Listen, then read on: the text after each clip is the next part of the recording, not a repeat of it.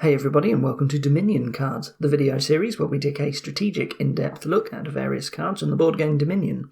Today we're looking at Philosopher's Stone.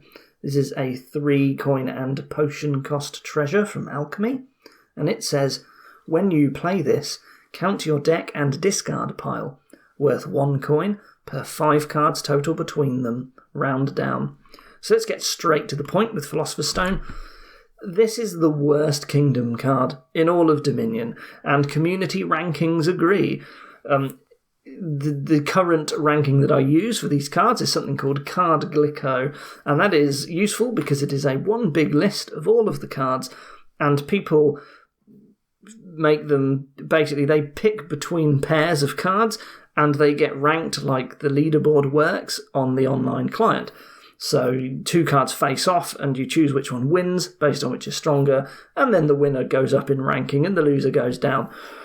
Now Philosopher's Stone is the worst card by a pretty significant margin. So you can see in this screenshot that Philosopher's Stone rating, there is a big gap between it and the second worst, which is Transmute. So what this means is that there is a lot of agreement between players in the community that Philosopher's Stone is the worst card, right? This massive gap basically proves that everyone agrees that it just stinks. So what's wrong with Philosopher's Stone? Well, Philosopher's Stone, all it does is it's a treasure that produces money, like gold and silver and copper do. However, it's money that scales, and it scales with the combined size of your discard and draw piles at the time you play it.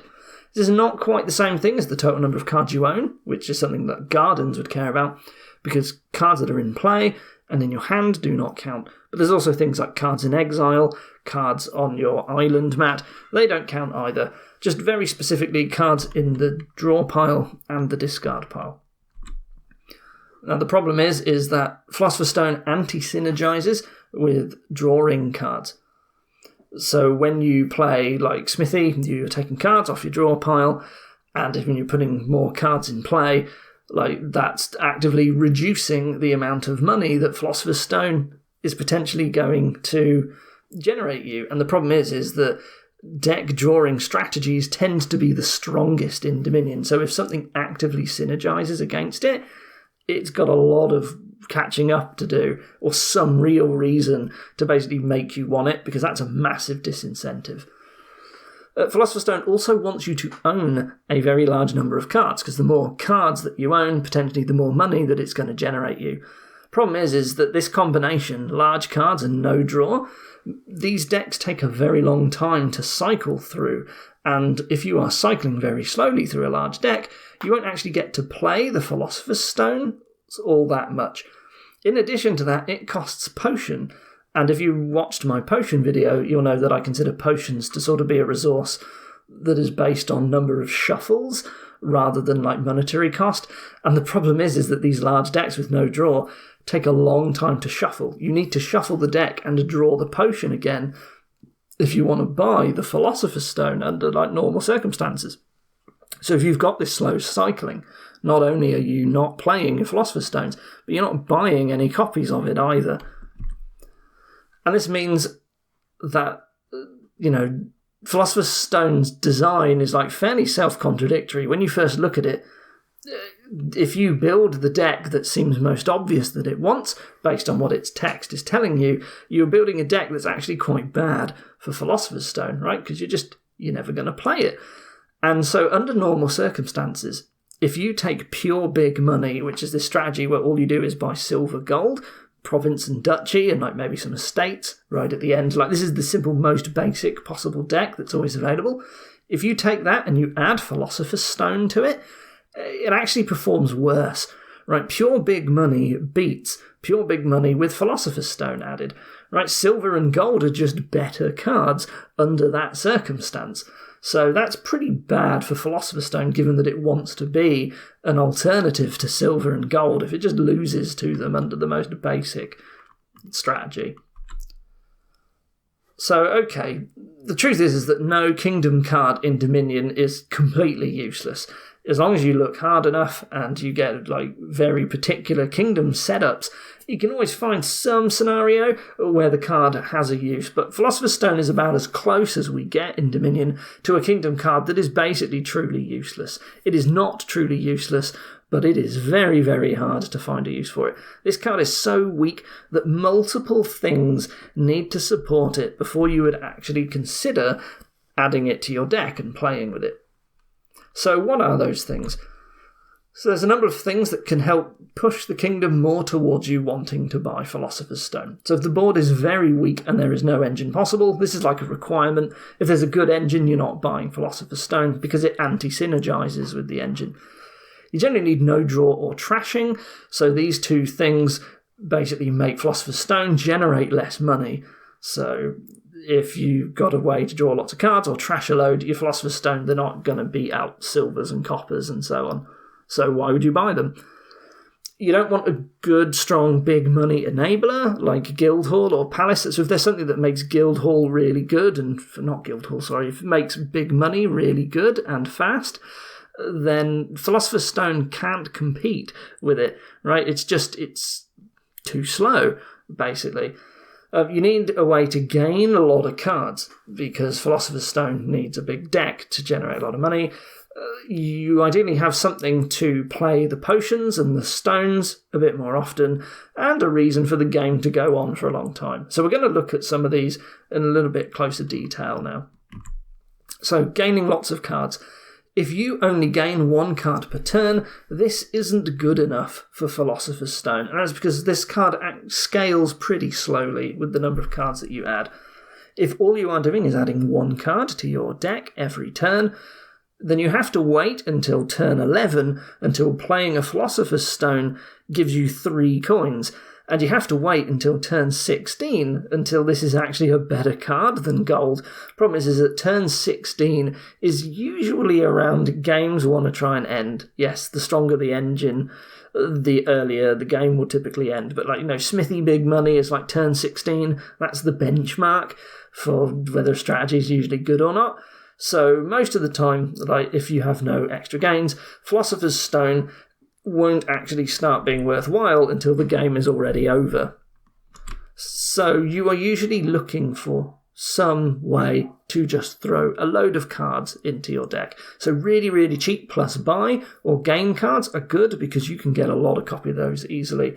Bear in mind that if you have a really big deck with no draw, you only get to add more than one copy of a card per turn with these if you actually draw it. So you want lots of copies so that you can actually find and play these cards and amass a lot of cards. So stuff like Candlestick Maker, Ducat Herbalist, these are 2-cost cards that have plus buy on it, and that means they can get you a bunch of coppers early, and it's really easy to gain a lot. So early on you would buy like a Candlestick Maker, and you'd use that when you first draw it to get 2 more Candlestick Makers, and so you add it. These are not great cards, by the way. Normally going mass Candlestick Makers, really bad. But, this is the sort of thing that you're kind of looking for when the board is already so weak that you are actually considering using Philosopher's Stone. Then there's gainer like Groom. If you gain silver, you get another one with Groom, which is nice. And Beggar, you play it, you get 3 coppers in hand. So these are just some examples. They're pretty cheap. Groom can, of course, gain more Grooms. It's a bit more expensive, but, I'm not saying, by the way, that these on their own will actually be good enough to make Philosopher's Stone work. Groom's pretty powerful, so you could maybe just silver, Groom just getting silvers and playing more big money is actually going to be better. I don't know, but it's the sort of thing that you want to put your mindset in when you're thinking about Philosopher's Stone. There's also landscapes that can get you multiple cards per turn. So Banquet, this costs 3 and it gains you 2 coppers, and then an action card costing up to 5. Delve lets you just amass a lot of silvers. Travelling Fair gives you a load of buys very cheaply, and a Project Fair gives you 1 extra buy every turn. Landscapes are really good because they're always available. You don't have to luck into drawing that Herbalist at the often in order to get lots of cards. You can just amass a ton of cards and just do it very consistently every turn, which is why these are quite nice. Now again, is something like Delve going to be better for regular big money? Probably, but these are, again, just examples of ways to get to lots of cards.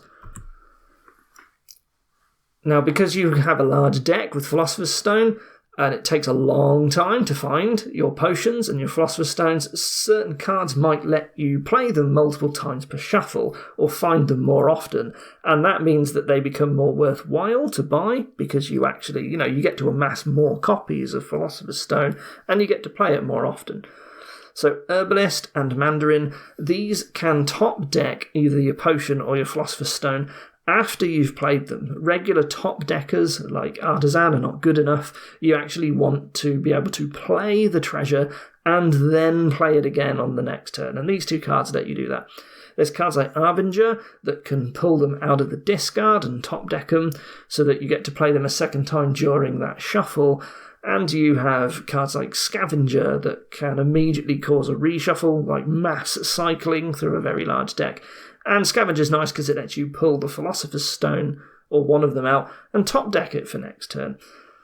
So anything like this will help encourage you to play with Philosopher's Stone. And a long game is important as well. So some attacks really slow down basic treasure strategies. So something like Militia, you may have seen in the Random Kingdom analysis that we do that very rarely you get a super weak board, but there's like Militia in it. And the problem is that Militia big money is so slow, but if it's the best thing to do, like just a big money thing, then you play it with Militia and the game just drags on forever. Well, the longer the game drags on, that's nicer for Philosopher's Stone because it gives you more time to build up your deck. But there's also stuff like junking attacks. These slow down decks, make it harder to build the engine and encourage you to do a more basic strategy. And, and it's hard to get something done because you've got all these curses, but this is also adding a bunch of cards to your deck, which Philosopher's Stone really likes.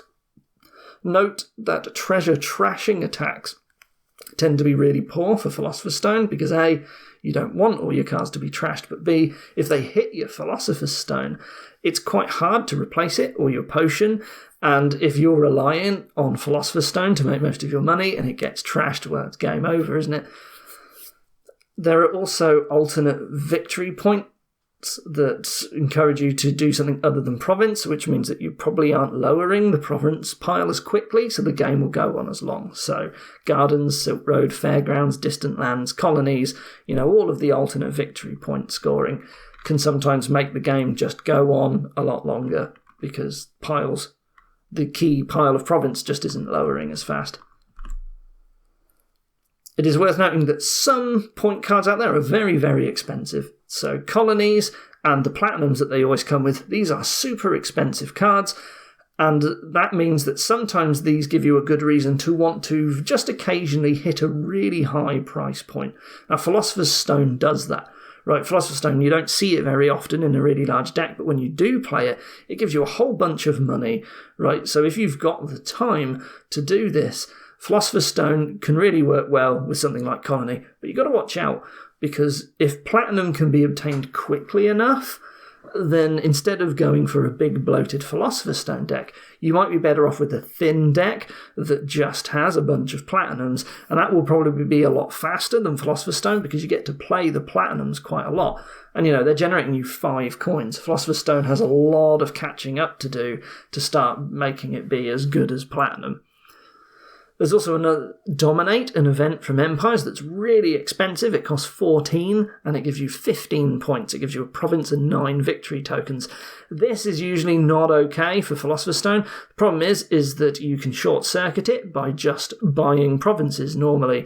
So if you want to try and build a Philosopher's Stone deck that can buy Dominate, you usually find all the provinces empty before you get there. 14 is a lot of money, and if the deck is already bad enough that you are thinking about Philosopher's Stone, it is actually too expensive. Philosopher's Stone can't get there fast enough most of the time, so Dominate's no good. Just some points that are specific to Alchemy. Herbalist and Familiar in Alchemy are 2 cards that you tend to find are quite nice with Philosopher's Stone. They're not good enough on their own to be considered combos. So, for example, Herbalist has got a bunch of synergies. It top decks the Phil Stones and the potions for later. It gives you plus buy and it's cheap. But it's worth noting that there's a 2-card combo with Philosopher's Stone still loses to pure big money. Right, this is actually not good enough. Back in the very early days of Dominion strategy, people thought, is Herbalist Philosopher's Stone a combo? It looked pretty cute interaction, but simulations showed that it was actually worse than just big money. It would win sometimes, but most of the time just pure big money would beat it, so it's not good enough. Right, this is the thing where I was saying that just because cards are available that help out Philosopher's Stone, it doesn't mean that that's good enough on its own. You need multiple things to really help it out. And Familiar is nice with Philosopher's Stone because this is a pretty good junking attack, which is something that Philosopher's Stone's like. It prevents the engine and it bloats your deck up. And it's also another reason why you might have a potion in your deck anyway. And that means that once you no longer need Familiars because the curses are running out, you might still have a turn where you have 3 coins and a potion. And rather than buy a Familiar, you just buy a Philosopher's Stone, right? It might be better than silver that you would otherwise buy on 3. And if you don't need the Familiars anymore, why not? So sometimes with these cards, you will see a Philosopher's Stone get picked up, but you might not as well. Just because Familiar's in the kingdom with Philosopher's Stone doesn't mean you will play with Philosopher's Stone, only if there's nothing else going on. So in summary, this is a really, really bad card. It is usually worse than silver and gold most of the time, which is a problem because silver and gold are always available. This requires a very exceptionally weak board and multiple forms of support to be available to make it viable. Still loses to more typical big money strategies pretty often. So even when the board is weak, it has to be a particular kind of weak. It is useful so rarely that I would say that you are better off spending your time assuming that you never want this card and just blanket don't consider it unless you're a really high-level player. So when you get to the very high level of Dominion, you do have to very carefully think of every card that is available, and you will lose to some very unorthodox stuff. The really top high-level players do some pretty weird things sometimes when boards come out, and there are very peculiar interactions. If you're not at that level, save your brain space for learning about other cards and just pretend Philosopher's Stone just isn't there, right? That's how bad this card is. If you lose one game in every 2,000 because you ignored Philosopher's Stone, it's not a big deal, right? There are a lot of cards in Dominion. Spend your time thinking about something else and you will improve a lot faster. That's my advice, anyway.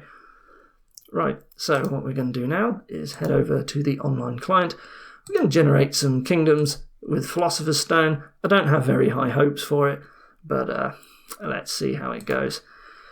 So here we have Wharf for draw and Apprentice. We've got Smugglers to gain a lot of stuff. We've got Lookout to trash. We've got Native Village as a village to do all this stuff. There's Native Village Bridge as a combo. Anyway, Philosopher's Stone, literally no chance on this board at all. Good trashing Native Village Bridge. Wharf to draw a bunch of stuff. Won't use up your villages on some turns. It's a good engine. We don't need to think about this. Philosopher's Stone, just terrible here. There's even Lurker to gain a bunch of stuff, so strong board. Engine there. Here, so there is Herbalist, but we have Sentry to trash, we have Laboratory to draw. The only village is Diplomat, which isn't great with Laboratory and Sentry. There is Explorer to gain golds, there's Poacher, there's Wishing Well. Philosopher's Stone feels bad. I think Sentry trashing down and then buying an Explorer and just gaining money back up again and picking up Laboratories is going to beat Philosopher's Stone. And it's going to beat Herbalist Philosopher's Stone. Because if you want to beat Herbalist Philosopher's Stone when there's no attacks, you just do Merchant Ship Big Money and you probably beat Herbalist Philosopher's Stone. So Philosopher's Stone has no use. There is draw. It's not great draw, but there is draw. Right, there's Wishing Well and there's Laboratory. There is good trashing with Sentry, so it's got no chance, basically. You might get an Herbalist for buy, but probably not, actually, because there's no good village. You can't really use the village on that board. But, yeah. So here we have 4 potion cost cards: Familiar, University, Apothecary, and Philosopher's Stone. We have, as a village, university. There is conspirator as well, so that's nice. Where's the trashing? It is masquerade. Masquerade is a great trasher. So we are going to open masquerade and potion. We're going to start with university or familiar, depending on which one that we hit first. Familiar would be nice. We want to get all that junk in our opponent's deck, and then we can start going university, conspirator. The familiars will help trigger the conspirator. The university will help gain them. And there's also minion as well to cycle through before we are totally clean. And maybe we get minion slightly earlier than we get conspirator, but we can gain a bunch of them with the university. So there's a really good engine here. There's some trashing that's very strong. There's a lot of gaining. There is draw. So Philosopher's Stone has no chance, especially in a minion deck, right, where you don't want treasures at all here. So Philosopher's Stone, just no way, right? Don't even consider it.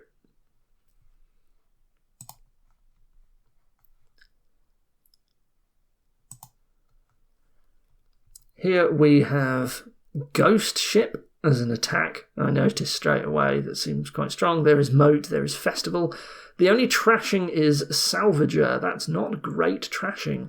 There is Scrying Pool as draw that would be really nice with Festival and Ghost Ship, and probably Baron as well. There's also Vineyard, so there's a reason to want to build a good deck. With Festival, you can get a bunch of actions, and Ghost Ship and Scrying Pool. So I think that's what I want to do. I think that will be better than... what's the alternative? There's Duchy Duke, but I think with Ghost Ship, you cannot Duchy Duke very well at all. So the alternative to building an engine with Festival, Ghost Ship, Salvager to trash, and Scrying Pool is to do a Duchy Duke thing. I don't think you actually want Philosopher's Stone in Duchy Duke because... well, maybe if you need to hit province eventually, it might be the sort of thing that you would consider, but I don't think it has any chance to fight against the Scrying Pool engine here. Yes, the trashing is bad. You want to open Salvager to start trashing, but you can do that with the Scrying Pool engine eventually, right? You will get thin, and then you Ghost Ship your opponent every turn, and that just completely screws up the Duchy Duke alternative. So yeah, that's what you have to do, and as a result you don't play Philosopher's Stone. You're going to get all your money from festivals and barons most likely, and you don't really want any treasures, so no chance for Philosopher's Stone, as expected, to be honest. If we actually came up with a kingdom where Philosopher's Stone was good, I would be very, very surprised. Here is the last one. We can trash with Steward and replace. There is Bandit to trash treasures, so that's already looking bad for Philosopher's Stone. There is no village, actually. Hang on a minute. So I can trash down with Steward, but with no village, what do I actually want to do? Play Bandit a lot? Sure, right? Get thin with Steward, play a bunch of bandits. If my opponent tries to do a Philosopher's Stone thing, then they're screwed. The alternative is you've got, get thin, have minion to play conspirators. Actually, that's not bad, thinking about it. Some minions and playing a bunch of conspirators. Is there any plus buy? No. But I think you could get pretty consistent at some point. And you don't need any treasures, so you don't have to worry about Bandit. There is Bandit in replace, I note. But given that the only way to draw reliably will be minion, because it's non-terminal, Bandit replace feels really bad. I don't actually want golds in the deck. So yeah, I think I get thin with Steward. I have minions and conspirators. And because there's no buy, I go up to province, and I just gain one province per turn. And that's it. Right? There's no use for replace at that point. I might as well just play the Steward for 2 money. So I don't even need that many cards. I just get thin, and I have this small engine that's trying to play... Is it really just trying to play 2 minions? Maybe I have a seller in there as well at some point, just to make it a bit more reliable. But yeah, I am basically just trying to play 2 minions through discarding and then draw with a bunch of conspirators. It's not a great deck, but it's pretty good, and the discard attacks will hurt any other form of patrol big money or something. Yeah, I don't think that can compete with minion discarding and so on. So Yeah, there you go. Philosopher's Stone no good because it's another treasureless deck. And if we did do a money thing, then Bandit would wreck us anyway. So yeah, there you go. Philosopher's Stone had no use at all, which is exactly what I expected. So yeah, it's terrible. Don't buy it. Worst card. Anyway, thank you for watching, and I will see you next time. Goodbye.